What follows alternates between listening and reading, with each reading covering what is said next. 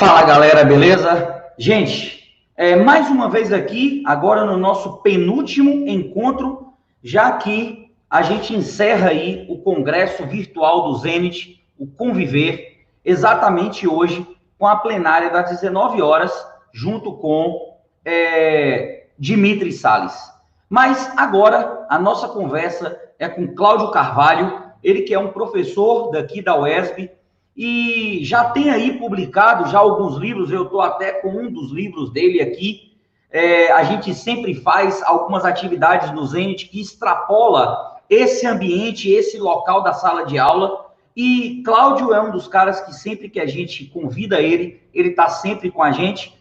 Nós fizemos já há algum tempo atrás um reconhecimento que a gente chama de Reconhecendo Conquista.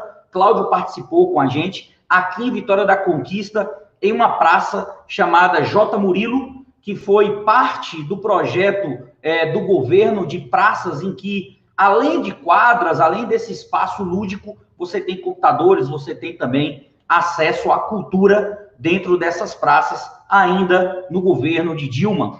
E Cláudio vai falar com a gente aqui esse tema que foi muito comentado dentro daquela tão falada reunião dos ministérios, e vai ser sobre a lei da mata e as consequências da não aplicação para 3.409 municípios de 17 cidades que a lei abrange por consequência. Que, na realidade, essa é a lei 11.428, de 22 de dezembro de 2006. Eu vou aí agora chamar Cláudio. Fala, meu irmão, beleza? Olá, tudo bem? Muito obrigado aí por você ter aceitado esse convite com a gente.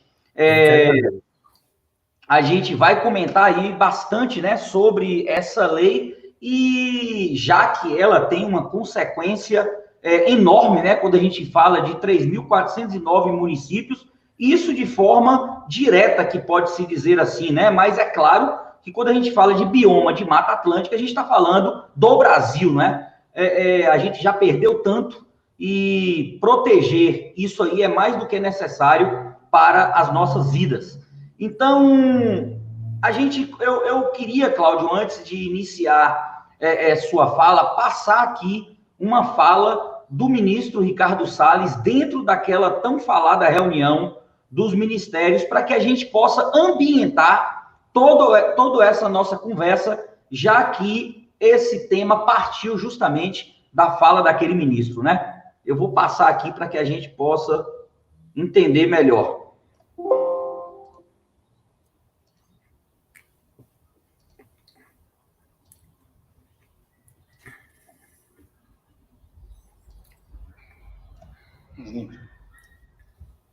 Estava assistindo atentamente a apresentação do colega ministro Braga Neto, e na parte final, ali no slide das questões transversais, está o meio ambiente, mas eu acho que o que eu vou dizer aqui sobre o meio ambiente se aplica a diversas outras matérias.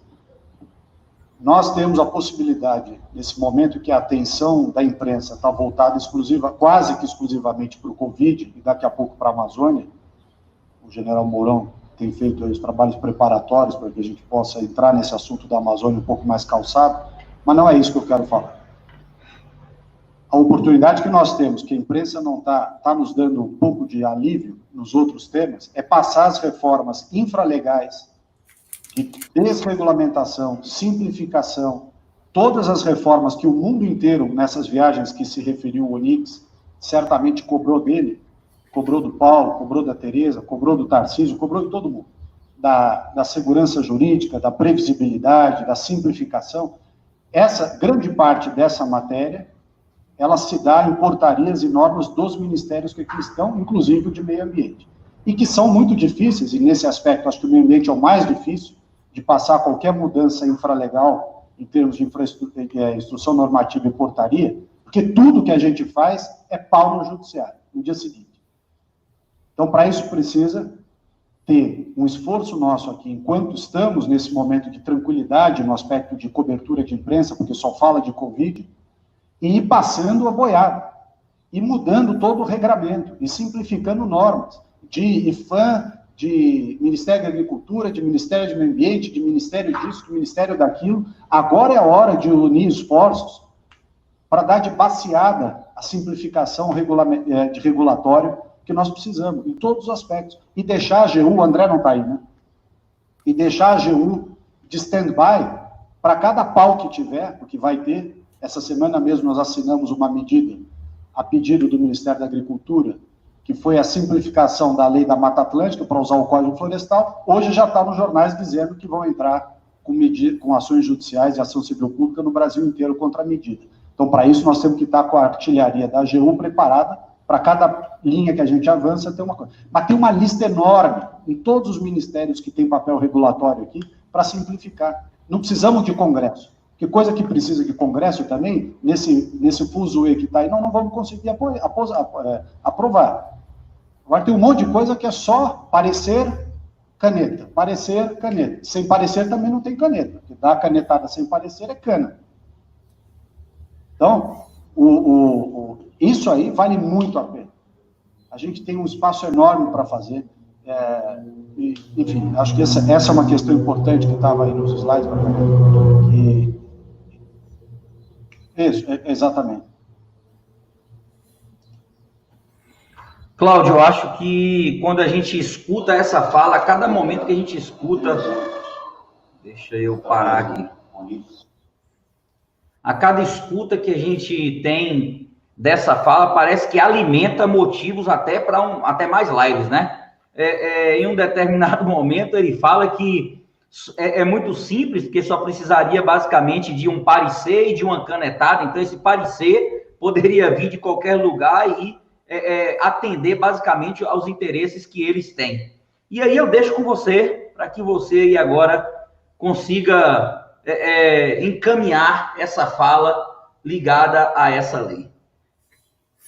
Então, Omar, mais uma vez agradecer o convite, é uma felicidade enorme estar aqui hoje falando com você, com os alunos e alunas do Zenit, com uma temática tão importante que é a questão ambiental, mais focado na questão da lei da Mata Atlântica. O ministro do Meio Ambiente, o Ricardo Salles, que na verdade poderia ser chamado de ministro da destruição ambiental, porque desde o início do governo há toda uma estratégia de destruição da legislação ambiental brasileira.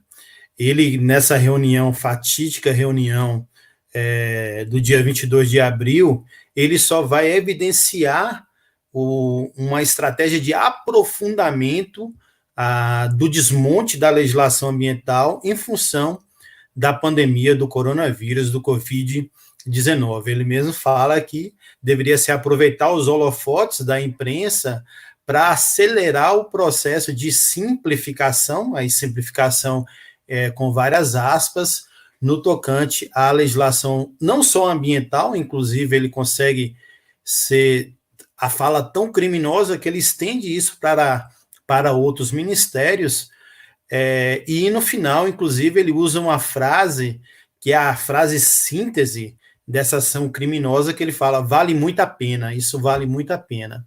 Então, o que acontece? Só para contextualizar um pouco, por que eu falo que o ministro Ricardo Salles e o governo Bolsonaro, ele tem um projeto de desmonte da legislação ambiental brasileira, desde, inclusive, da campanha. Quem pega o programa de governo, a gente teve a oportunidade de fazer esse comparativo, de vários debates, havia claramente na fala do então candidato Jair Bolsonaro uma lógica que o meio ambiente era o seu inimigo, ou um dos inimigos principais, e aí ele colocava a questão das terras indígenas, as unidades de conservação, os agrotóxicos, e o que a gente chama de espaços territoriais especialmente protegidos. E desde a posse, aliás, inclusive um pouco antes, na transição, eu não sei se vocês se lembram que havia a intenção, inclusive, de extinção do Ministério do Meio Ambiente, da incorporação do Ministério do Meio Ambiente com o Ministério da Agricultura, o que houve somente um recuo em função de uma pressão muito grande nacional e internacionalmente para que isso não ocorresse. No entanto, há uma série de estratégias já colocadas em prática antes mesmo do coronavírus para realizar esse desmonte da legislação ambiental. Só para trazer alguns exemplos, logo no início, o governo reduziu a quantidade de conselheiros do Conselho Nacional do Meio Ambiente, que é o órgão consultivo e deliberativo que julga, por exemplo, em última instância, a questão das multas impetradas pelo IBAMA, de 96 para 23 componentes, com argumento de economia, de pessoas, de economia de custos mesmo. No entanto, a principal redução aconteceu foi justamente na sociedade civil organizada. Houve uma supressão, uma retirada dos participantes da sociedade civil organizada do Conselho Nacional do Meio Ambiente. O governo também fez o processo de retirada ou de substituição extremamente acelerada de todos os representantes do IBAMA, que é o Instituto Brasileiro do Meio Ambiente, que é o responsável pela fiscalização e execução da Política Nacional do Meio Ambiente, e do ICMBio, que é o Instituto de Chico Mendes, fez todo o processo de substituição por militares. Então, você tinha todo um processo de condução dessas políticas por profissionais de carreira, concursados, e há todo um processo de substituição militarizando essa área e também, obviamente, diminuindo a quantidade de recursos. Então, há todo um processo, desde o momento anterior da pandemia, de desmonte da política ambiental. O que acontece? O Brasil tem uma legislação ambiental, ou tinha, a gente está nesse processo, uma das mais avançadas do mundo. Isso não caiu do céu. Foi um processo de evolução da legislação ambiental. Só para efeitos didáticos, a gente poderia dividir a evolução da legislação ambiental em 3 momentos. O primeiro momento, que a gente pode chamar de legislação desregrada, por exemplo, ali no período colonial, de 1500 até 1888, nós podemos afirmar que nós tínhamos um pouco de legislação ambiental. Por exemplo, a questão da lei que lida com madeiras nobres, a chamada madeira de lei. Essa legislação é desse período, porque havia uma preocupação naquele momento ali somente na perspectiva econômica, mas não na conservação e na preservação, e é por isso que nós chamamos de legislação desregrada. O objeto, a tutela, é o meio ambiente, a natureza, a madeira, mas, no entanto, não havia uma preocupação com a preservação e com a conservação. Um segundo período, que a gente vai chamar de leis esparsas ou pontuais, começa justamente com a proclamação da República e vem a ter o processo de abertura democrática ao final da década de 80, que a gente vai ter uma série de legislações, Código de Água, Código Florestal, mas que as leis não dialogavam entre si. Cada uma falava de maneira isolada, aí a gente vai chamar de leis fragmentadas, esparsas ou pontuais, e que não conseguia dialogar entre si, trazendo uma dificuldade muito grande no tocante à gestão dessa legislação. E, por fim, a partir de 1981, nós vamos ter a fase holística, de que vem de holos, de totalidade, que é justamente o momento que a legislação brasileira começa a ter um avanço com a preocupação de preservação e conservação. Uma lei muito importante, vigente, que ainda não tentaram mudar, que é a 6938 de 81, que é a Lei de Política Nacional do Meio Ambiente, vai trazer uma série de alterações no tocante a trazer uma proteção mais forte para o meio ambiente. E, por fim, o artigo 225 da Constituição. O artigo 225 da Constituição da República de 1988 fala lá na sua cabeça, na parte superior do artigo, que todos têm direito ao meio ambiente ecologicamente equilibrado, bem de uso comum do povo e essencial à sadia qualidade de vida, impondo-se ao poder público e à coletividade o dever de proteger e preservar para as presentes e futuras gerações. Pois bem, Omar, o artigo 225 da Constituição da República tem um parágrafo, que é o parágrafo 4º, que diz que a Mata Atlântica é um patrimônio nacional. Não só esse bioma, fala da Amazônia também, mas especificamente para o nosso debate aqui, o artigo 225, parágrafo 4º, diz que o bioma Mata Atlântica é considerado um patrimônio nacional. Isso significa o quê? Que ela tem uma proteção especial. Em função dessa proteção especial, do artigo 225, e aí para quem não trabalha com o direito, que é o público aqui que a gente está, e eu vou tentar ser o mais didático possível, depois a gente pode voltar na parte das perguntas. A Constituição, pensando em uma pirâmide normativa de um país, a Constituição é aquela que fica no topo, significa que ela é a lei mais importante do país. Depois da Constituição, você tem as outras leis que a gente considera menos importantes, como as leis complementares, as leis ordinárias, as portarias, os decretos, e aí forma o que a gente chama de uma pirâmide normativa. Então, todo ordenamento, eu acho que vocês já ouviram falar na expressão inconstitucional. Significa que uma lei, ela foi aprovada, de repente foi aprovada, no entanto, ela vai contra o que diz a Constituição, que está no topo. Portanto, é necessário que a gente tenha uma lei que seja constitucional. O que significa isso? O artigo 225, parágrafo 4º, ele tem uma eficácia, uma efetividade que ela não é plena. Significa que precisa de uma lei infraconstitucional para deixar mais claro, olha, a Mata Atlântica é um patrimônio nacional, mas quais são as condicionantes, quais são as situações, como é que eu vou detalhar a Mata Atlântica como um patrimônio nacional? E aí veio justamente a lei que você citou, Mar, que é a Lei 11.428 de 2006, que vai detalhar justamente quais são as situações ou como que a Mata Atlântica deve ser observada no Brasil. E aí, inicialmente, eu gostaria de falar da Lei da Mata Atlântica, dois aspectos. Muita gente fala assim, qualquer tipo de floresta que a Mata Atlântica vai proteger. Não.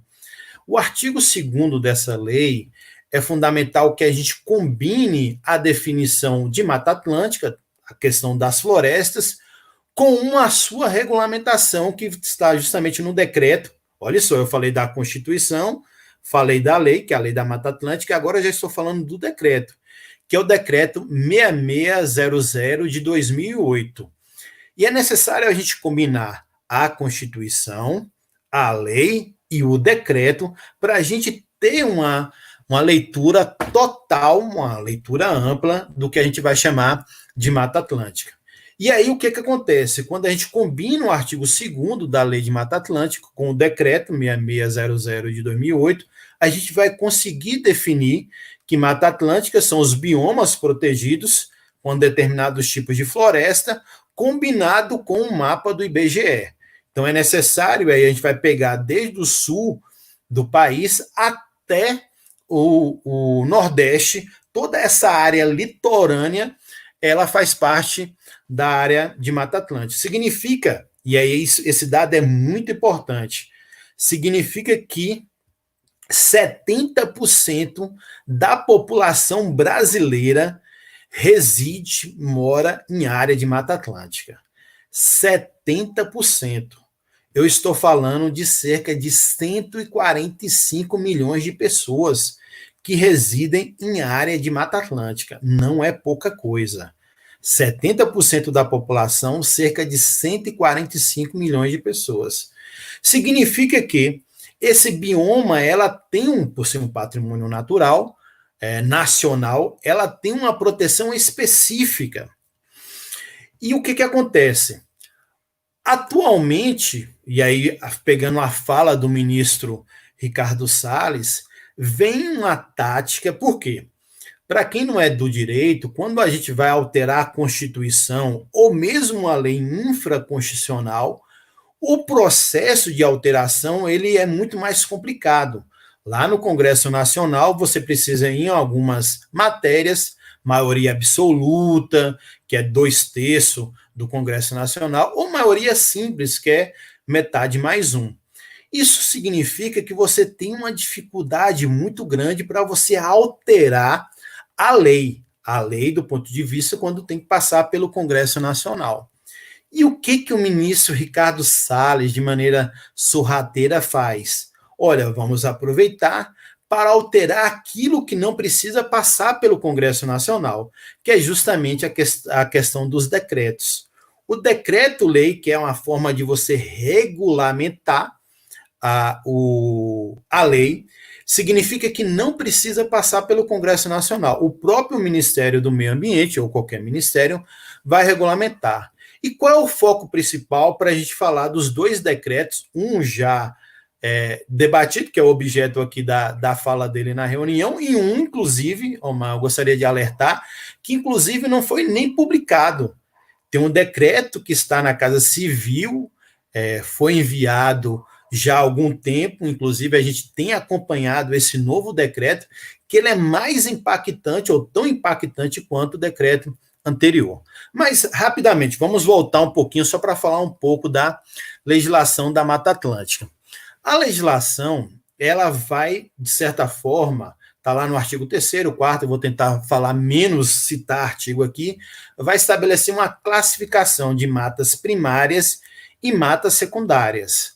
Matas primárias seriam aquelas que ainda não foram tocadas, e matas secundárias seriam aquelas que estão num processo de regeneração, que ela pode acontecer de forma inicial, médio ou avançado. O que acontece na Lei de Mata Atlântica? Ela vai estabelecer os mecanismos de supressão e compensação. Esse é o foco principal da reunião com o ministro Ricardo Salles e o foco principal aqui nosso. Quais são as situações que pode ocorrer supressão, que é justamente a retirada da Mata Atlântica, e o processo de compensação da Mata Atlântica. A lei da Mata Atlântica ela é muito clara no sentido que só pode ocorrer a supressão no caso de interesse social ou necessidade. Interesse social, por exemplo, programa de habitação popular, é um interesse social, a Constituição lá no artigo 5º, inciso 24, fala isso. Ou uma necessidade, por exemplo, uma possibilidade de passar uma estrada, uma avenida, aí você vai ter uma situação de necessidade. Nesses casos, o órgão público poderá autorizar a supressão e geralmente vai recomendar também a compensação, que é justamente você plantar em outros locais. Tem outras situações que é justamente quando você tem áreas urbanas a necessidade de construção de loteamentos, que aí eu não estou falando de loteamento popular, não. É loteamentos mesmo, condomínios, que você tem a necessidade de fazer supressão de vegetação. O código, a Lei de Mata Atlântica, ela vai estabelecer que em áreas urbanas, até 3 hectares, tem que ter a anuência do IBAMA. Não importa se é o município ou o estado que está autorizando o condomínio ou loteamento, mas se excede 3 hectares, então até 3 hectares não precisa ter anuência do IBAMA. Mas acima de 3 hectares em áreas urbanas tem que ter a anuência do Instituto Brasileiro do Meio Ambiente. Isso em área urbana.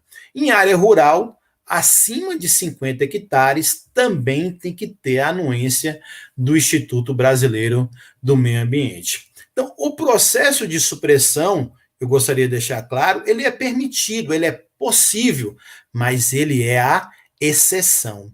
A regra é justamente a manutenção do bioma, no caso aqui da Mata Atlântica. Só para vocês terem ideia, há algumas pequenas divergências, mas nós só temos hoje cerca de 13% do bioma de Mata Atlântica. Por isso que a Constituição, no artigo 225, parágrafo 4º, estabeleceu como patrimônio nacional. Por isso, a importância da Lei 11.428 de 2006, e por isso a importância do decreto que regulamentou, que é o decreto 6600 de 2008. Qual é o problema nisso tudo, amigos e amigas, Omar? É que em 2012 apareceu um processo de substituição de uma legislação também muito importante, que é o Código Florestal. Então, nós tínhamos uma lei de 65, que é a Lei 4771 de 65, e essa lei ela foi alterada, a presidenta na época era a presidenta Dilma, houve um processo de alteração e houve a promulgação da Lei 12.651 de 2012, que é o Código Florestal. Olha só, nós vamos ter aí um aparente conflito, porque nós temos uma lei anterior, que é Mata Atlântica, que é um tipo de floresta, é um tipo de vegetação, que é uma lei de 2006. Depois nós vamos ter uma lei em 2012, que é o Código Florestal, que fala de floresta e demais formas de vegetação, que em tese englobaria a lei anterior, que é a lei da Mata Atlântica. Pois bem, o que acontece? Qual é o problema que a gente tem? Lá no artigo, para não falar da lei toda, lá no artigo 2º do Código Florestal, da Lei 12.651, artigo 2º combinado com o artigo 4º, vai falar de uma área chamada APP. Então, talvez vocês ainda não tenham escutado falar a expressão, ouvir a expressão APP, mas é o que nós chamamos de área de preservação permanente. Por exemplo, se você tem na cidade, por exemplo, em Vitória da Conquista, nós temos o Rio Verruga, um rio com largura de até 10 metros, obrigatoriamente ele tem que deixar uma mata, portanto, uma área de preservação permanente de 30 metros de cada lado, o que, no caso de rio, nós chamamos de mata ciliar, porque ele tem justamente, fazendo aqui a analogia, o objetivo de proteger, como o cílio tem, de proteger o leito do rio. Então, todo o leito do rio tem que deixar uma área de vegetação, e o Código Florestal ele vai aumentando. Quanto maior o rio, maior a largura da área de preservação permanente. Nós temos aqui em Vitória da Conquista a Serra do Piripiri, que é uma unidade de conservação, uma unidade de conservação municipal. Mas se a gente tivesse um topo de morro que não fosse um parque, no nosso caso já é um parque municipal, desde 1989, esse topo de morro era considerado uma área de preservação permanente. Por quê? O objetivo é a proteção dos recursos hídricos, proteger a vegetação. Toda vez que tem uma chuva, isso em Vitória da Conquista, a gente vê muito ainda. Quando você faz a supressão, a retirada da vegetação, o que acontece? Você tem uma dificuldade muito grande de ter aquela vegetação para reter a água, diminuir a velocidade da água e ela conseguir penetrar no solo e, inclusive, correr o morro numa velocidade menor. Então, a área de preservação permanente ela tem uma importância muito grande na questão da proteção das nascentes, na proteção dos recursos hidrológicos e, é claro, na proteção da flora como um todo. O que acontece? O artigo 60, 61 dessa lei vai falar em áreas consolidadas. Significa que em áreas consolidadas, em tese, desde 2008, você poderia considerar que toda a supressão, a retirada, você não precisaria fazer a recomposição. Lembra que eu falei que todo o debate e a divergência está no processo de supressão, que é a retirada, e no processo de recomposição, que é a obrigatoriedade de você replantar a área. Vai entrar um ator novo aí, que é o CNA, que é o Conselho, a Confederação Nacional de Agricultura e Pecuária. O que acontece? A CNA, ela parte desde a promulgação do Código Florestal em 2012, lembrando que ela teve uma influência muito grande nesse Código Florestal, é só a gente lembrar da senadora Cátia Abreu, eu nem sei que partido ela está hoje, que ela já teve no DEM, no PMDB, no PSD, eu acho que ela está no PDT, se não me falha a memória. Ela é uma principal representante do Conselho da Confederação Nacional da Agricultura e Pecuária, e ela, inclusive, tem umas pérolas dizendo que a APP, a Área de Preservação Permanente, era como jabuticaba, que só tem no Brasil e não tem em outros países. Pois bem, a Confederação Nacional de Agricultura partia e parte ainda do princípio que o Código Florestal afasta a Lei de Mata Atlântica. Por ser uma lei geral, o Código Florestal deveria sobrepor em todas as áreas, inclusive nas áreas de Mata Atlântica, que teria uma divergência entre a Lei da Mata Atlântica e o Código Florestal. E por o Código Florestal ser a norma mais geral, ela deveria prevalecer. E aí o entendimento de 2015 a 2017 da Advocacia Geral da União, que foi citada no vídeo, era que não. No caso da Mata Atlântica, a lei específica era que prevalecia, que não poderia ser invocado o Código Florestal.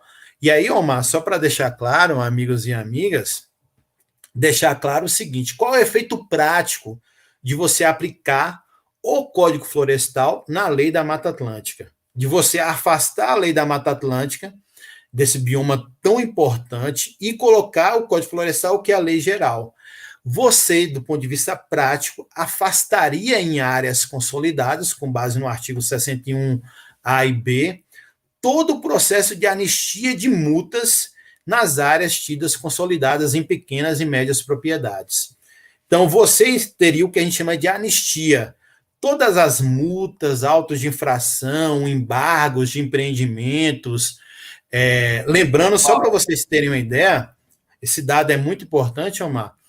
De 2018 para 2019, um dado do INPE, a supressão de Mata Atlântica ela aumentou 27%.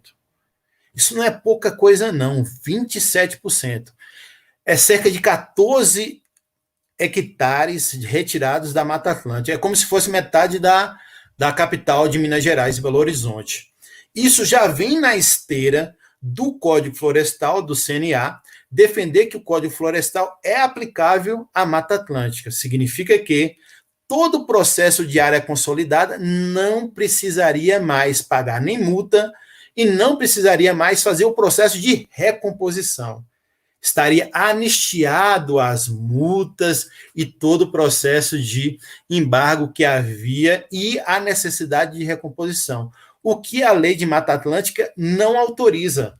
A lei de Mata Atlântica diz que o processo de retirada de supressão ela é exceção, e mesmo no processo de retirada você tem que fazer o processo de compensação. Pois bem, no início de abril, e aí é passar a boiada do Ricardo Salles, no início de abril, o Ministério do Meio Ambiente, que é a canetada, né, que ele fala do parecer, no início de abril, foi promulgada, foi publicada no Diário Oficial, um novo decreto que, de certa forma, altera substancialmente o decreto 6600 de 2008, que é o decreto 4410 de 2020, 4410 de 2020. Esse decreto, o que ele fala? Justamente ele vai, acolhendo a demanda do CNA, falar que não, né? Que não existe área consolidada, que não haveria área consolidada, e o que se aplica nesse caso seria justamente o Código Florestal e não a Mata Atlântica. Então, a partir do momento que esse decreto do início de abril afasta a Lei 11.428 de 2006 na sua substância, não conseguiu afastar porque um decreto não afasta a lei, mas consegue alterar a interpretação que havia, inclusive, da própria AGU de 2015 a 2017. Na prática, o que a gente vai fazer aqui, agora o que está valendo é o Código Florestal. Esse é o primeiro decreto que o ministro Ricardo Salles operou no início de abril, que ele fala no vídeo. Só para fechar. Houve um recuo do governo depois da publicação do vídeo, houve uma revogação desse decreto, o decreto 4410 de 2020 não está mais valendo, não está mais vigente. No entanto, eu entendo como uma manobra política e jurídica, o que o governo fez foi submeter a matéria ao STF. Falou, tudo bem, na nossa opinião, o que vale é o Código Florestal, na área de Mata Atlântica. No entanto, a gente vai recuar, a gente vai retirar o decreto 4410 e a gente vai submeter através da AGU, que é a Advocacia Geral da União, para o que o STF possa definir, em caráter definitivo, qual é a matéria que realmente vale. É o que a gente chama de antinomia. Nós teríamos aí duas leis ou duas interpretações para o mesmo caso. Pode o Código Florestal valer em áreas de Mata Atlântica? Em síntese, inicialmente é isso, Omar. Cláudio. Posso seguir? Tem outro decreto aí que eu gostaria de falar. Tem um questionamento que eu quero falar aqui. Vamos lá nos questionamentos. É o seguinte, quando você comenta que existem áreas, por exemplo, antes de 2012, antes do código, certo? Áreas que já eram ocupadas nesse intervalo que você coloca aí, de 30 metros, que vai ampliando, essas áreas que já eram ocupadas, elas precisariam pagar multa por ela ser ocupada e fazer reflorestamento em outro lugar, ou existia alguma coisa dentro dessa lei que já permite esses locais já ocupados permanecerem como já estão? Isso. Qual era a grande crítica ao Código Florestal anterior? Nós já tivemos outros códigos florestais. Na década de 30, 34 é considerado o primeiro, mas antes de 2012 havia o Código Florestal vigente, que eu considero, inclusive, melhor do que o Código Florestal atual, que é a Lei 4771 de 65. E lá, Omar, o Código Florestal, ele estabelecia a obrigatoriedade. Primeiro, que a área de preservação permanente e reserva legal, só para fazer uma pequena diferença nos dois elementos principais do Código Florestal que tem uma influência na Lei de Mata Atlântica. Resgatando, primeiro é a área de preservação permanente, que no Código Florestal antigo estava lá no artigo 2º, que é mata ciliar, topo de morro, declividade acima de 45 graus, dunas, restingas, mangue, todas essas vegetações eram consideradas áreas de preservação permanente. Área de preservação permanente só existe em área urbana. Não existe área de preservação permanente. Aliás, a área de preservação permanente existe em área urbana e em área rural. Reserva legal, para diferenciar, é aquela que só existe na área rural. A reserva legal é quando você tem, imagine que você, Omar, que é um grande latifundiário, tem um imóvel rural e dentro desse imóvel você tem que deixar uma parcela da sua propriedade a título de reserva legal. Então, a legislação ela vai diferenciar por região, na Amazônia Legal 80%, no resto do país 20%, uma área dentro do seu imóvel rural como a limitação do seu uso. Isso é uma reserva legal. Só existe reserva legal em área rural. A área de preservação permanente ela existe tanto na área rural como na área urbana. O que significa? O Código Florestal anterior obrigava que todo proprietário rural, todo imóvel rural ou urbano, no caso de APP, não importa, inclusive, se você comprou sem a cobertura de vegetação, você era obrigado a fazer a recomposição com vegetação nativa, inclusive. Era necessário você apresentar um plano de recuperação de área degradada, que a gente chama de PRAD, e fazer a recomposição. O que acontece com o Código Florestal atual de 2012? Ele, de certa forma, mudou o entendimento no sentido de que você é obrigado a fazer a recomposição, no entanto, ela estabeleceu um marco temporal. Então, duas questões fundamentais, é o marco temporal, a data, e uma segunda questão é qual o tipo de vegetação que você vai ser obrigado a repor. O marco temporal, o Código Florestal estabeleceu que somente a partir de julho de 2008 é que você deveria fazer o processo de recomposição. Então, as áreas anteriores, você estaria no processo, entre aspas, de anistia. Então, obrigatoriamente, você teria que fazer o processo de recomposição, independente de você receber aquela propriedade sem a vegetação original. No entanto, o Código Florestal atual criou um instrumento chamado CAR, que é Cadastro Ambiental Rural, que possibilita que você faça a recomposição dessa área, necessariamente não com cobertura original. Você pode, por exemplo, o que eu acho extremamente complicado, você pode fazer recomposição de área de preservação permanente se seu imóvel estiver no cadastro ambiental rural com árvores frutíferas. Então, você pode ter um pé de banana, por exemplo, na área de preservação permanente. Então, o Código Florestal anterior, que é o de 65, ele era mais rigoroso no processo de retirada e compensação de área de preservação permanente e de reserva legal também. O Código Florestal atual, que é a Lei 12.651 de 2012, ela é mais benéfica. Qual era o entendimento? Que em função da agricultura, em função da expansão agropecuária, o nosso Código Florestal de 65 não refletia mais, essa foi o argumento de quem defendia o novo Código Florestal, que o Código Florestal de 65 tinha que ser atualizado. No entanto, na nossa opinião, ele foi atualizado de forma nociva, porque a possibilidade de você fazer a supressão de APP, de área de preservação permanente, sem a necessária recomposição, ela ficou aumentada, houve uma possibilidade maior de você fazer essa recomposição. Cláudio, beleza. Tem uma pergunta aqui de uma professora que eu acho que você já respondeu, mas é legal dar só uma direcionada. Ela diz o seguinte: os governantes poderiam inviabilizar esses decretos, que na realidade os governantes são o do Poder Executivo é justamente quem faz o decreto, né? Isso.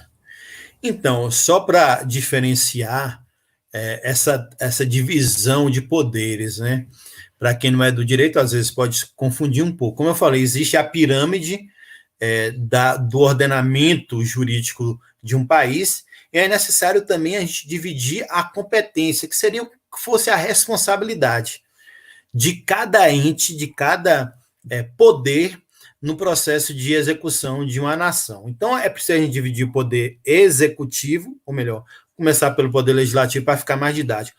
O poder legislativo, que é aquele que tem a competência de elaborar as leis, no caso aqui do nosso município, a Câmara de Vereadores, no estado da Bahia, a Assembleia Legislativa, e no caso do Brasil, o Congresso Nacional, que reúne a Câmara dos Deputados, com seus 513 deputados, e o Senado Federal, com seus 81 senadores. Quem faz lei, quem tem a função primordial de fazer lei, é o Poder Legislativo. O Poder Legislativo tem essa função primordial de elaborar leis. Para quem ela faz as leis? Para o Poder Executivo. Então, o Poder Executivo tem a função de executar essas leis elaboradas pelo Poder Legislativo. E, por fim, o Poder Judiciário tem a função de justamente decidir se houver qualquer dificuldade na aplicação da lei, dizer se a lei é válida ou não. No entanto, o Poder Executivo ele vai ter, no ordenamento jurídico brasileiro, algumas possibilidades de fazer o papel do Poder Legislativo. Uma das vezes, a gente costuma e tem costumado ouvir muito nesse governo, é a chamada medida provisória. A medida provisória, ela justamente vai estabelecer uma situação que é o Poder Executivo fazendo a lei. Então, o Poder Executivo vai elaborar a lei, essa lei, ela já fala o nome, né? Ela é provisória, ela tem uma validade de 60 dias, com a renovação de mais 60 dias, e durante esse período, obrigatoriamente, o Congresso Nacional, quem tem a competência inicial, ele tem que julgar aquela matéria e transformar, aprovar ou não em lei. Então, a gente costuma assim, a medida provisória vai caducar. Por quê? Porque o Congresso Nacional não julgou a matéria e não transformou aquela matéria em lei. Então, o governo ele pode legislar na perspectiva de ser transitório. E a outra forma, entre aspas, de legislar é através dos decretos. O decreto-lei é uma forma de você deixar claro qual a extensão, quais são as condicionantes da lei. Então, vamos voltar à questão da Mata Atlântica. A Mata Atlântica tem uma lei, primeiro tem a Constituição lá em cima, que é o artigo 225, parágrafo 4º, depois você tem a lei específica, por força do parágrafo 4º do artigo 225, que é a Lei 11.428 de 2006, que é a Lei de Mata Atlântica, e nós temos o decreto que regulamenta essa lei, que é o Decreto 6600 de 2008. Então, a Constituição e a Lei da Mata Atlântica foi elaborada pelo Poder Legislativo. O Decreto-Lei 6600 de 2008 foi elaborado pelo Poder Executivo, que é essa forma de você regulamentar a matéria. O que significa isso? É deixar mais claro as condicionantes da lei. Então, o que o ministro Ricardo Salles tem feito e qual é a estratégia desse governo? É justamente evitar o Congresso Nacional. Mesmo agora, mudando um pouco a conjuntura, a gente vê aí o governo Bolsonaro trazendo para o seio do governo o Centrão, então a sua base de sustentação redita o que nós chamamos de federalismo de coalizão. Então você tem, que era uma coisa que ele dizia que não ia fazer, o Jair Bolsonaro, negociar com partidos, por exemplo, do Centrão, que tem 12 partidos aí de centro, direita e extrema-direita, e a gente vê sistematicamente o governo atual fazendo esse processo de trazer o Centrão para esse federalismo de coalizão, para dar uma sustentação. Então, mas o governo quer evitar o Congresso Nacional em função dessa velocidade. Para você alterar a lei da Mata Atlântica, é muito mais complicado, porque vai depender de um regime especial de votação. O que se faz? Muda-se através de decreto, porque o processo de aprovação do decreto é muito mais simples. Então, o decreto que a gente tem da Mata Atlântica, o decreto 6600 de 2008, ele está sendo alterado. Então, a forma como você trata a Mata Atlântica, ele está sendo alterado. Alterou-se no início de abril, como eu falei, pelo decreto 4410 do início de abril, que o governo já recuou, mas submeteu ao Supremo Tribunal Federal, então houve um recuo. E há outro decreto, só para falar um pouco, um outro decreto que está na Casa Civil, eu até acompanhei no dia 12 agora de junho, já está tramitando, ele não foi publicado ainda, mas é um segundo decreto envolvendo Mata Atlântica, que, se for efetivamente publicado em Diário Oficial, terá um efeito extremamente nocivo para a Mata Atlântica, que significa o quê? O processo de anuência do IBAMA. Hoje, os principais impactos que a gente tem na Mata Atlântica, além da agricultura, e aí, por exemplo, a Bahia, nesse período que eu falei de 2018 a 2019, que houve um aumento de 27%, a Bahia ficou em segundo lugar, foi o estado que ficou em segundo lugar com o maior índice de desmatamento da Mata Atlântica. E no caso da Bahia, o maior impacto foi justamente da produção de eucalipto. Vide aqui extremo sul da Bahia, como o eucalipto domina em função da produção de celulose, Aracruz e outras empresas aqui. O que acontece? Esse novo decreto estabelece? Vai tirar a lei de Mata Atlântica, ela estabelece cerca de 17 subbiomas de proteção.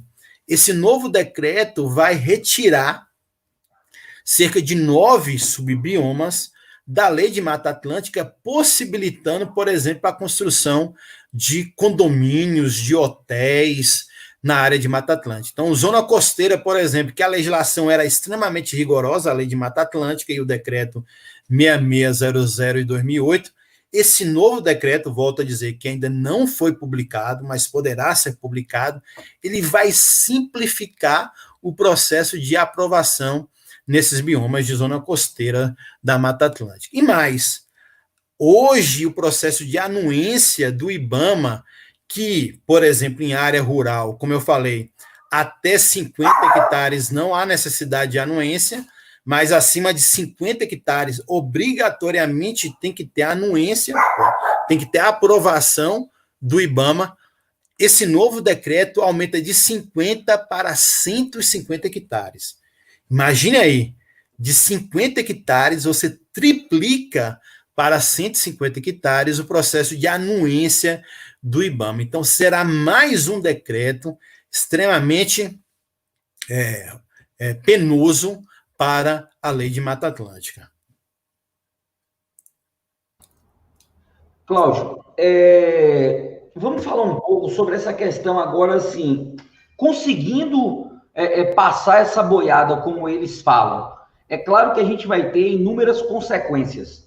Quais seriam algumas consequências que a gente tem se for desenfreado a liberação de desmatar e desmatar sem a obrigação necessariamente da anuência do IBAMA e também não utilizando um reflorestamento que seja útil para a região, né? Olha, Omar, é preciso que a sociedade brasileira fique alerta que esse modelo de desenvolvimento patrocinado pelo governo do Jair Messias Bolsonaro é extremamente nocivo. Não só na Mata Atlântica, mas está acontecendo também na Floresta Amazônica. Você tem um outro projeto, e esse, obviamente, não é por decreto, é projeto de lei, que é o PL da grilagem, que tenta estabelecer um processo de autodemarcação de terra. O que significa isso? Eu acho que vocês se lembram, no ano passado, em agosto, foi agosto de 2019, em que o presidente Bolsonaro ele fez uma série de falas no sentido de desacreditar as estatísticas do INPE, no sentido do desmatamento, e desacreditar também a importância da fiscalização do IBAMA.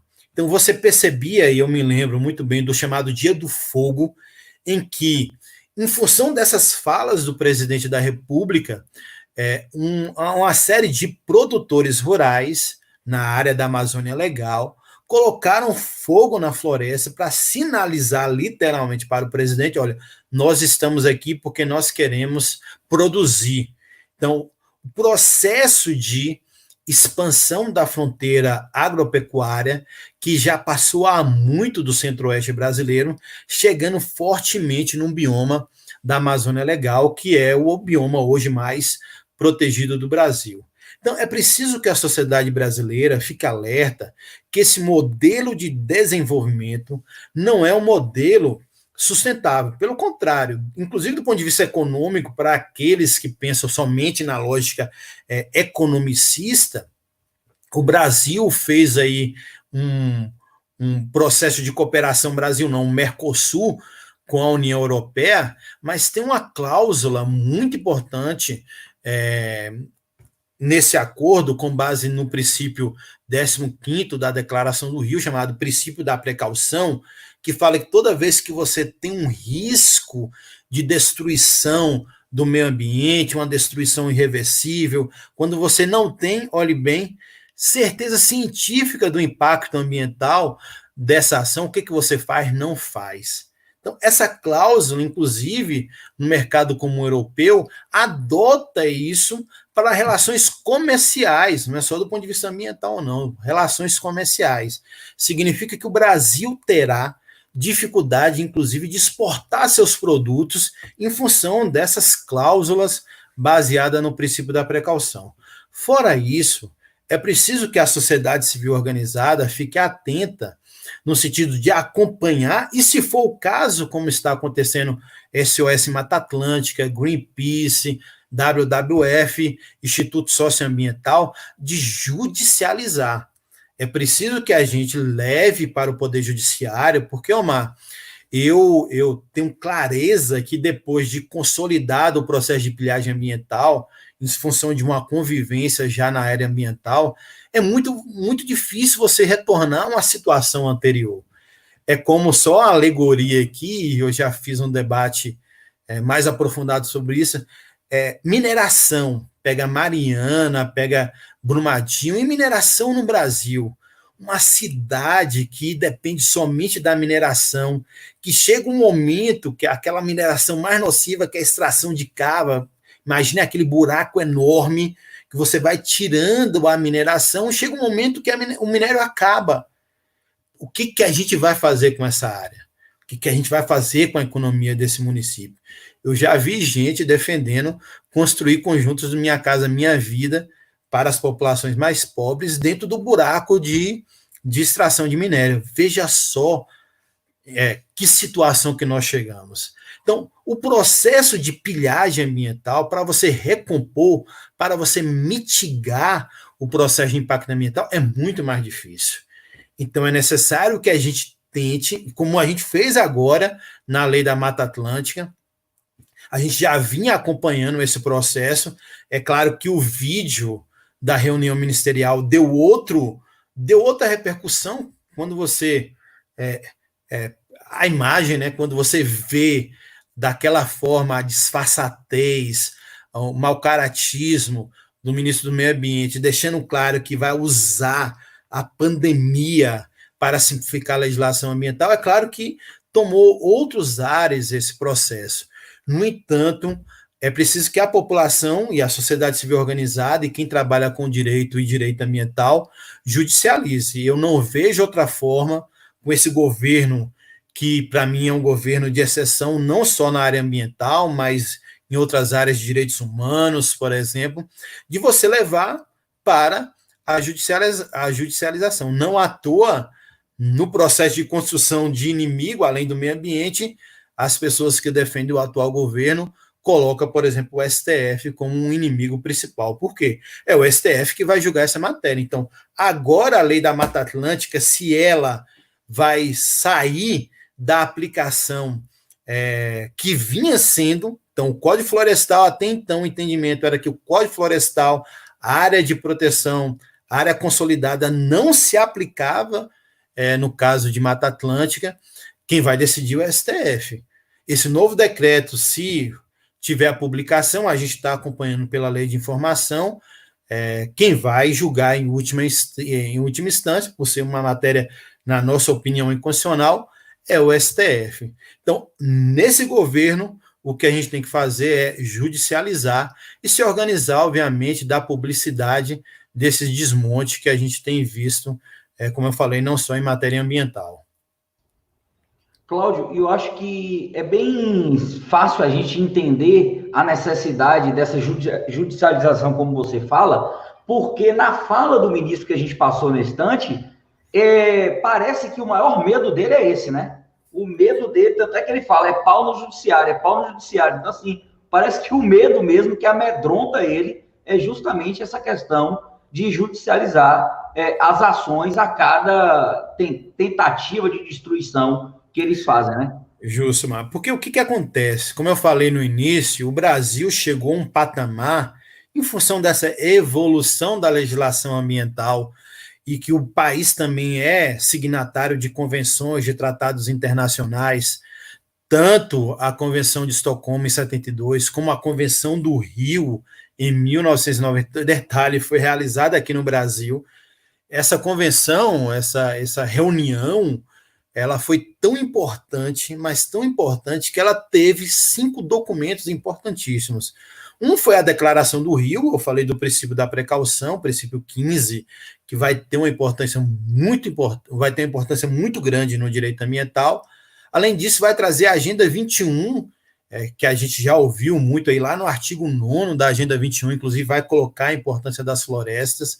Não contente, ainda trouxe 3 convenções específicas: a Convenção das Florestas, a Convenção de Mudanças Climáticas e a Convenção de Biodiversidade. O Brasil é signatário, ele assina todas essas convenções. Isso vai nos colocar numa posição privilegiada. E o STF, que é o Supremo Tribunal Federal, que é o guardião da nossa Constituição, já decidiu em outras matérias que não pode a legislação ambiental mudar para piorar a situação do meio ambiente. Então, olha só, voltando ao artigo 225, que é um artigo muito importante da Constituição. Vou repetir rapidamente o que diz. Todos têm direito a um meio ambiente ecologicamente equilibrado, bem de uso comum do povo e essencial à sadia qualidade de vida, impondo-se ao poder público e à coletividade o dever de proteger e preservar para as presentes e futuras gerações. Então, o artigo 225 ele vai ter essa característica da parte final intergeracional. Então, você não se preocupa somente com as gerações atuais, mas também com as futuras gerações. Olha só a perspectiva intergeracional. Então, a legislação ambiental, o STF, já teve uma série de julgamentos no sentido que a legislação não pode alterar para ficar pior, porque você não pode retroagir nessa perspectiva de um meio ambiente ecologicamente equilibrado para as futuras, presentes e futuras gerações. Então, o ministro Ricardo Salles, ele tem clareza que no processo de judicialização, quando houver arguição de inconstitucionalidade, eles vão perder. Eles sabem disso. Por isso que há a decisão sorrateira, mau caráter, de mudar através do decreto. Você tem um parecer lá, que é um parecer uma peça opinativa, eu tenho um parecer, é minha opinião, mas eu não submeto esse parecer a um colegiado, por exemplo, a um Congresso Nacional, e através do decreto eu vou alterando isso. Qual foi a estratégia, né? Estratégia, se é que a gente pode chamar isso de estratégia, foi justamente a opinião dele que a mídia e a sociedade civil organizada estaria de fato, estamos de fato acompanhando de maneira decisiva a evolução do novo coronavírus, o Covid-19, e ele achou justamente por esse acompanhamento mais sistemático que não haveria o acompanhamento dessas questões através de decreto. No entanto, nós temos um instrumento, que é a Lei de Acesso à Informação, que o governo atual tenta restringir sistematicamente o alcance dessa lei, que é justamente a maneira que nós temos de acompanhar esse processo antes mesmo da publicação no Diário Oficial. Então, esse novo decreto, como eu falei, que está lá na Casa Civil, a gente já acompanha antes mesmo de virar lei. Na hora que tiver a publicação no Diário Oficial, nós teremos condições de maneira rápida ingressar com ação direta de inconstitucionalidade junto ao STF por julgar justamente pelo projeto que já foi enviado. O ISA, que é a organização que eu faço parte, mandou um comunicado para o Ministério do Meio Ambiente e eles responderam que, na verdade, ainda está sendo analisado. Mas para a gente já está claro qual o alcance desse decreto de proteção de redução da Mata Atlântica. Cláudio, o professor Nelson Machado ele faz uma colocação e a partir desse comentário dele, eu queria perguntar para você alguma coisa relativa à educação. Ele diz o seguinte: Cláudio, importantíssimo entender a formulação do espaço por via das instituições, leis nesse caso. E eu queria perguntar para você assim, você que trabalha nessa área, e eu vi uma participação sua em um congresso de arquitetura que aconteceu aqui em Vitória da Conquista, que agora eu me esqueci o nome, é um nome que no final usa os números do ano. Eu lembro que era ARC 19, eu acho, não sei se é esse. Isso foi né? O congresso da FAINOR. Isso, que parece que teve algumas coisas também lá na Wesley, né? Isso. Eu vi a participação sua e também vi a participação de outras pessoas que levava a arquitetura para dentro da universidade, e quando lhe chama, você começa a perceber a importância da questão da avaliação do meio ambiente dentro do processo arquitetônico. E quando a gente vê isso dentro da educação básica, que vai lá, Fundamental 1, Fundamental 2 e ensino médio, até então, a gente vê um distanciamento. Como é que você enxerga isso, já que seria extremamente necessário, pelo menos do meu ponto de vista, inserir para os jovens, para que eles consigam acompanhar todo o processo, já que, por exemplo, eu com 44 anos de idade, você que deve ter mais ou menos a minha idade, E se nós temos dentro da Constituição Federal algo que busca as gerações futuras, a gente precisa, desde o princípio, colocar crianças e jovens dentro desse processo, já que é uma construção para uma vida em que eles também vão viver. Então, assim, como é que você avalia o meio ambiente dentro do processo educacional? Olha, uma coisa que é importante a gente ter clareza que a lei ela não cai do céu. Ela é fruto de uma construção histórica. E, consequentemente, a legislação ambiental. Eu costumo falar que o conceito de natureza ele não é natural, ele é construído. E construído segundo um paradigma, segundo um modelo. Se a gente for realizar um movimento rápido aqui, só para deixar um pouco mais claro, quando a gente vai ali na Grécia Antiga, o conceito de natureza havia uma verdadeira confusão, uma mistura entre heróis, natureza, o que a gente vai chamar de mitologia. Na Grécia Clássica, você já há uma tentativa de explicação dessa natureza, e aí vai vir um pensamento racional.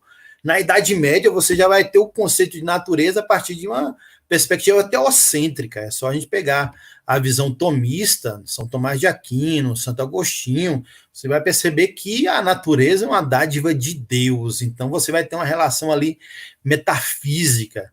Na ciência moderna, aí, pegando René Descartes, Francis Bacon e todos os outros, você vai novamente ter uma perspectiva racionalista, mas aí agora numa perspectiva antropocêntrica, o homem como razão de tudo, o homem domina os outros seres. É por isso que eu costumo até falar que o artigo 225, esse tanto que nós falamos aqui, quando fala todos os seres, todos têm direito ao meio ambiente, o meio ambiente ecologicamente equilibrado, nós estamos falando de todos os seres humanos e não humanos, apesar que essa não era a vontade do legislador.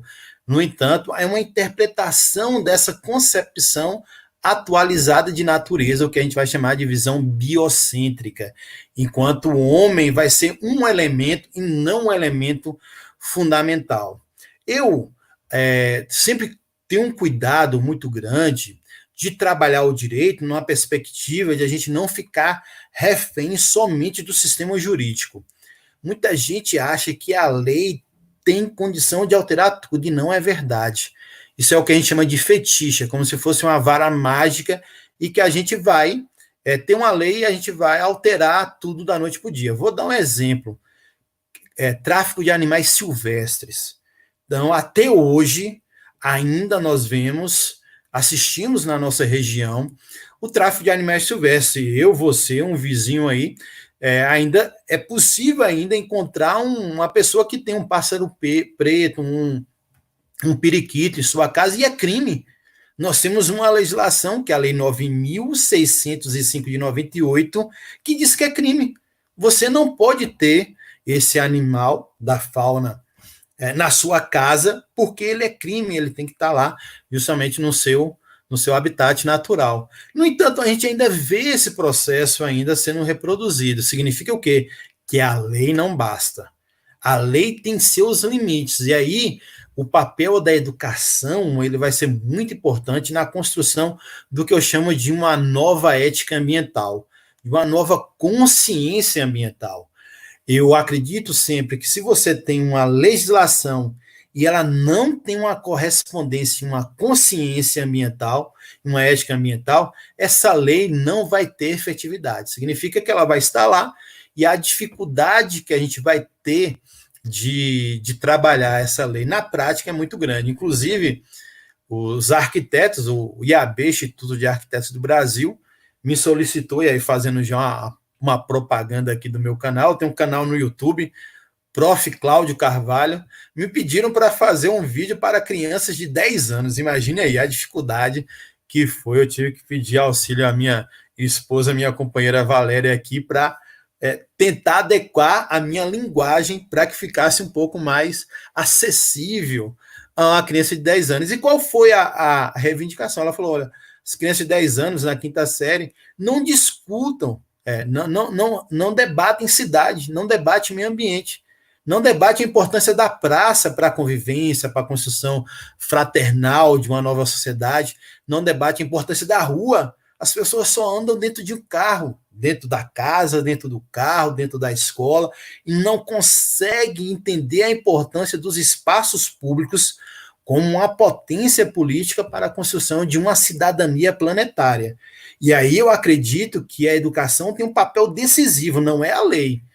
Não adianta você ter uma lei de resíduos sólidos, falar em coleta seletiva de lixo, se a gente não tem na cidade um programa de coleta seletiva de lixo. Se a gente não consegue fazer a separação em casa, não adianta você ter a lei. Há um descompasso muito grande nesse processo. É por isso que eu costumo falar que eu acredito sim que a legislação tem seu papel, mas ela não consegue fazer mágica. É preciso você ter uma correspondência com o imaginário. A questão da floresta, você, a gente já compartilhou aí debate de filmes e tudo mais.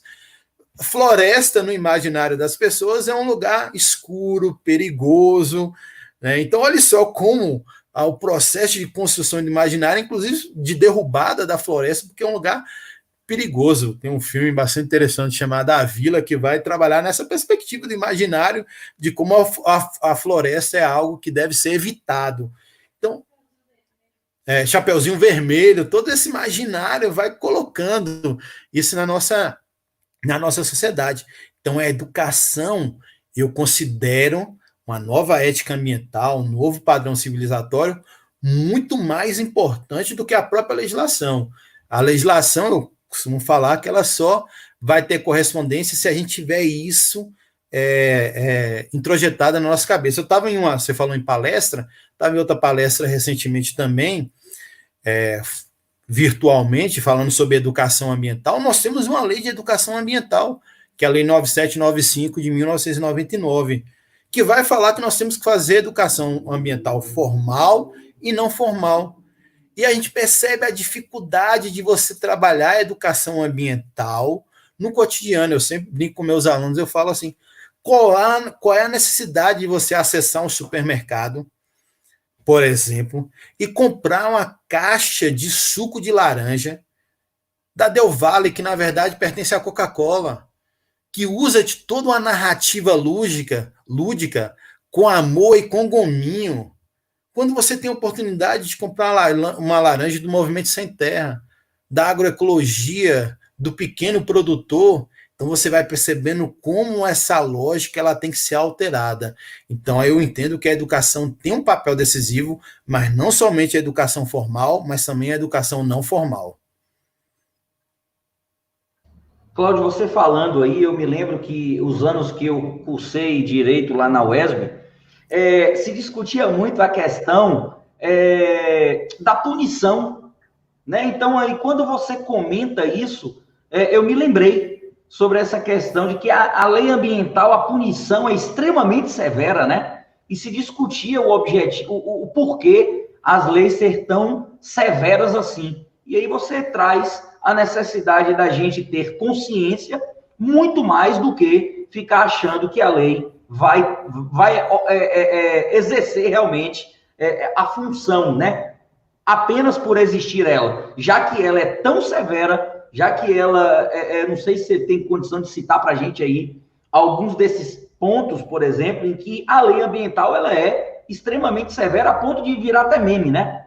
A gente teve aqui uma discussão em uma dessas lives no Congresso falando sobre os memes e agora já me lembrei de que virou até meme dizer qual a pena para matar uma pessoa ou uma agressão com uma pessoa e a pena em uma determinada coisa ligado ao meio ambiente, né?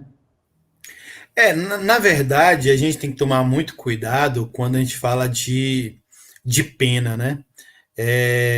Porque no nosso país, tanto na esfera penal clássica como na esfera penal ambiental, a gente vai trabalhar com a lógica do inimigo. Então, por exemplo, o artigo 29, que fala de matar, perseguir animais silvestres, né? Animais da fauna, matar, perseguir, apanhar, está lá no artigo 29 da Lei de Crimes Ambientais, que é a Lei 9.605 de 98, ela vai ter uma pena de reclusão que pode chegar até 8 anos, dependendo da situação, se não for réu primário, reincidente e tudo mais. E eu tive a oportunidade de acompanhar um caso, e aí eu vou citar para vocês, já tem um tempo, de um pescador que ele estava pescando em uma área litorânea e que ele foi preso, foi autuado, foi preso, e que ele tinha 72 anos de idade, e que ele foi para um presídio, e que a dificuldade que a gente teve de fazer a defesa dele, e ouvindo ele, a gente percebia que ele não tinha entendimento que ali era uma área realmente protegida, que aquilo era um crime ambiental, e a pena dele, na minha opinião, e aí os tribunais vão colocar isso em várias situações, crime famélico, princípio da insignificância, mas até a gente conseguir um habeas corpus para retirar ele do presídio, foi uma demora muito grande. Então, volto a dizer, tanto na seara da esfera ambiental, como na esfera penal clássica, a gente vai pegar hoje a massa carcerária no Brasil, é a população pobre e negra. Então, você vê que há uma seletividade no sistema penal brasileiro, não é de hoje. Quando a gente vai pegar lá a revolta dos Búzios em 1798, foi uma pré-revolta, inclusive, nem foi deflagrada na sua totalidade, mas as pessoas que participaram dela, negros e brancos, a pena das pessoas negras foi pena de morte, né, de esquartejamento e com seus corpos colocados em praça pública em Salvador, enquanto os brancos que participaram dessa pré-revolta teve uma pena de 6 meses, chegando a 1 ano. Então, essa lógica da seletividade, a gente sempre fala que o direito penal ele deve ser a última instância, a gente brinca que é o último ratio, a última instância. Então, eu não acredito que somente essa questão da criminalização, aumento de pena, seja suficiente. Não, volto a dizer, se você não combinar as penas com o processo de educação, de uma mudança de padrão civilizatório, não adianta. É o que eu chamo de irresponsabilidade organizada. Ela é organizada porque a gente tem a lei, mas ela é irresponsável porque a gente não consegue dar o tratamento adequado aos crimes ambientais. Vale dizer que o atual presidente da República, Jair Messias Bolsonaro, ele foi, quando era deputado federal, ele foi autuado no Rio de Janeiro, em Angra dos Reis, porque estava fazendo pesca em área ambientalmente protegida, em um parque marinho, e a multa dele foi retirada recentemente. Então, só para a gente ver justamente a seletividade desse sistema judiciário brasileiro. Então, a gente tem que ficar muito alerta, porque não é somente a questão da punição, é o processo de conscientização que eu acredito que ela é muito mais qualificado do que a punição pura e simplesmente. Cláudio, a gente chega aqui em 1h17 de live, nem parece, né? A conversa fica tão legal que não parece que a gente andou tão rápido assim. Eu quero te agradecer demais por essa mais uma participação aqui com a gente, e você acaba até fechando bem um ciclo, já que participou com a gente já de algumas vezes de forma presencial, e agora aqui nesse congresso virtual, você também participando com a gente. Cara, muito obrigado, eu fico extremamente agradecido, em nome aí de todos os estudantes que estão participando. Essa live, ela fica gravada, então muitos que no momento ficam sem internet podem assistir em outro momento também. É um momento que a gente chama dentro do processo de educação, que é um momento síncrono, já que a gente está aqui podendo dialogar, e também assíncrono, já quando ele já fica lá gravado. E eu estou vendo aqui vários professores também participando, e Karine já deve ter escutado aí várias vezes, que acaba de colocar aí, é sempre bom ouvir Cláudio, e mais uma vez um evento.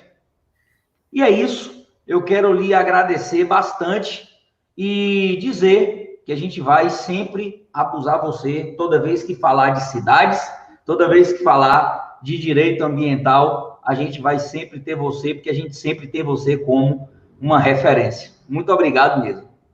Eu que agradeço, Omar, estou sempre à disposição. Um grande abraço.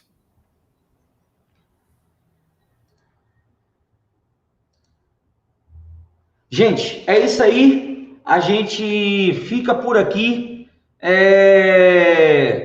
Karine está falando aqui que levarei essa live para a sala de aula, sem sombra de dúvida. Cacau, muito obrigado.